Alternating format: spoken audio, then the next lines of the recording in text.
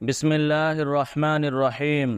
حضرت عبداللہ بن مسعود رضی اللہ عنہ بیان کرتے ہیں کہ جنگ حنین میں رسول اللہ صلی اللہ علیہ وسلم نے غنیموں کو تقسیم فرماتے ہوئے کچھ لوگوں کے ساتھ تالیف قلبی یعنی دل جیتنے کا کام کرتے ہوئے ترجیحی سلوک اختیار فرمایا۔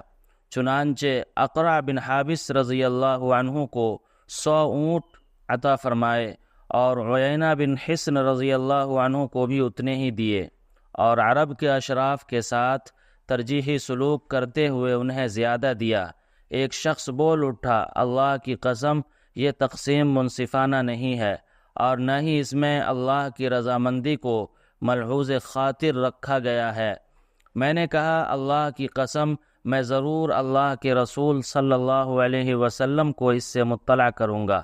چنانچہ میں آپ صلی اللہ علیہ وسلم کی خدمت میں حاضر ہوا، آپ کو مطلع کیا۔ اس کو سن کر آپ صلی اللہ علیہ وسلم کا چہرہ مبارک سرخ ہو گیا۔ پھر آپ صلی اللہ علیہ وسلم نے فرمایا، جب اللہ اور اس کا رسول عدل و انصاف نہ کریں تو کون انصاف کرے گا؟ پھر فرمایا، اللہ موسیٰ علیہ السلام پر رحم فرمائے، ان کو اس سے کہیں زیادہ اذیتیں پہنچائی گئیں لیکن انہوں نے صبر کیا۔ آپ صلی اللہ علیہ وسلم کی کیفیت دیکھ کر میں نے دل میں کہا کہ اس کے بعد آپ صلی اللہ علیہ وسلم کی خدمت میں اس قسم کی باتیں نہیں پہنچاؤں گا۔ متفق علیہ۔